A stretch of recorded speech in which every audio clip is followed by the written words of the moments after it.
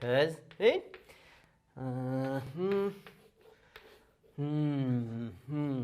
That's what I thought it does. Yeah, good stuff.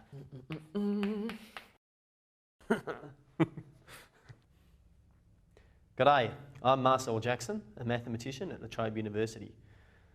When you studied mathematics at high school, you would have done algebra. X's and Y's, you combine them with addition, multiplication, you expand brackets, things like that. The X's and Y's there corresponded to numbers. They were just unknown numbers. But there are lots of instances of algebra where X's and Y's might still appear, but they don't represent numbers at all. In fact, I'm an algebraist, and I do research in algebra, and in a lot of contemporary algebra, we have all kinds of unusual algebraic systems. One of the most famous of these is Boolean Algebra, and there you see things like this. 1 plus 1 equal to 1. This is Boolean Addition here. Let me talk briefly about this. In fact, in Boolean Algebra, for anything x, when we add it, we don't get anything new. So clearly this is very different from the kind of addition you might have seen. So in Boolean Algebra, the idea is we're trying to study effectively propositional logic is what it might be. The plus corresponds to OR. In the standard true-false model, we have just two objects, 0 and 1. 0 corresponds to false, 1 corresponds to true. And these two can be combined using addition and multiplication. Addition corresponds to OR, and I have in mind here inclusive OR. I'll talk about that in a moment. Multiplication is and we need to speak about negation as well. Not. An instance here might be, I might say to my children, either you or your brother put that apple in the bath, and I have in mind here a whole lot of possibilities. I could be wrong.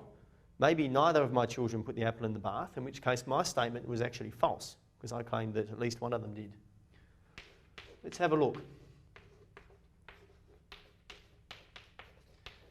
I'm claiming that either you or your brother put that apple in the bath, and I'd want this to be true if it was you who put the apple in the bath and your brother didn't. That should be true. This would correspond to 1 plus 0 being 1.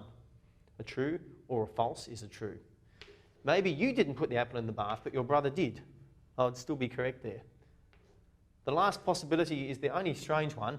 If both you and your brother put the apple in the bath, then inclusive OR would have that still true. That's 1 plus 1 equal to 1. So here is the full information about how OR and not work over true and false. So remembering that we have this notion of inclusive OR, which just means that the truth of a statement combined from two true statements with OR gives us a true statement. Now, strangely enough, calculators are a perfect instance of this kind of situation. And I don't mean the plus button here and the times button there corresponding to these. What I mean is inside here. In this bit here. So in here, this is exactly the kind of thing that actually happens. So we have various units that correspond to these plus, times and not. You may have even seen diagrams that look a bit like this. This is called an OR gate. It takes two bits of information in and puts one out. And really, it takes in, if you like, a 0 and a 1 along this line, and a 0 and 1 along that line. And what it puts out is exactly what's determined by this table. Similarly, there's an AND gate and a NOT gate. And they produce outputs that behave exactly according to these tables. And it's using these that we actually do all of the operations that you think the calculator does.